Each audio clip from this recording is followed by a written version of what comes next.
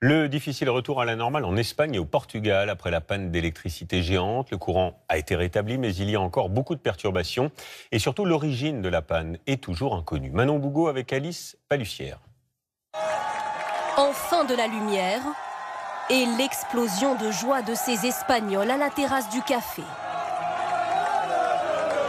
L'ambiance est digne des matchs de football. Partout dans le pays, des cris de joie ont percé la nuit. Enfin, crie cette habitante depuis sa fenêtre. Après 9 heures sans électricité, le courant vient également de revenir dans ce quartier.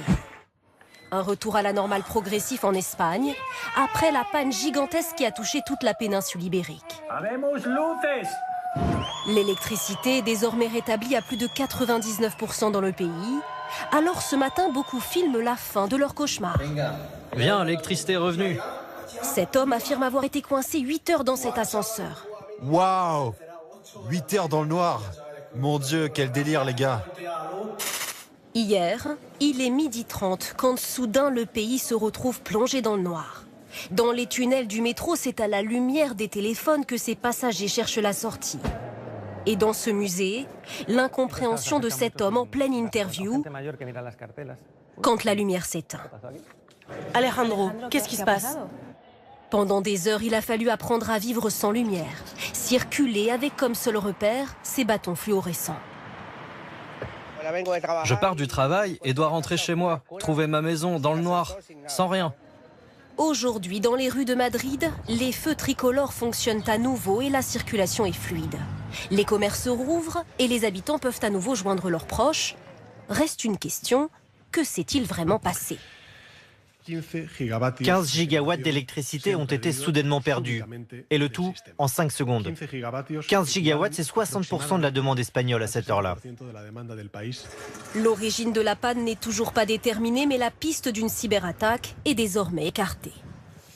Et depuis hier, ça a été le chaos dans les transports surtout. Certains passagers sont restés bloqués plus de 10 heures, debout dans les trains, métro, bus, feux de signalisation. Des millions d'usagers ont été affectés, comme nous l'explique Peggy Moget. Un TGV immobilisé en pleine campagne espagnole entre Madrid et Cordoue. Les passagers errent le long des voies de chemin de fer, sous une chaleur étouffante. Les heures passent.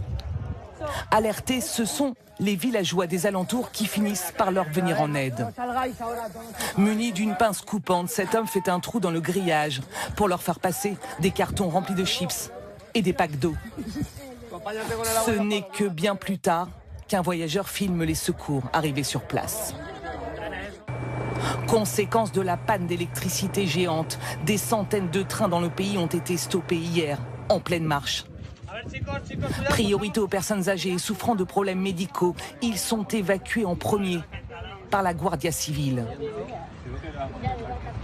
D'autres doivent prendre leur mal en patience, sans climatisation et sans sanitaire parfois. Ils ont ouvert la porte pour qu'on puisse prendre l'air. Ils nous ont aussi fait un chemin pour qu'on puisse aller soulager notre vessie dehors. Là. À Séville, ces passagers ont pu être secourus dans la nuit et acheminés jusqu'à des bus pour finir leur trajet. À Madrid, la plus grande gare du pays s'est transformée à la tombée de la nuit en centre d'accueil géant. Des centaines de voyageurs se sont retrouvés sans train et sans toit. Il est 22 heures, les secouristes distribuent des couvertures pour la nuit. Les hôtels sont fermés et personne ne peut y aller. Les cartes de crédit sont hors service. Sans argent liquide, vous imaginez le problème. Pour les taxis, c'est pareil. Maintenant, nous allons dormir ici, mais nous n'avons rien à manger.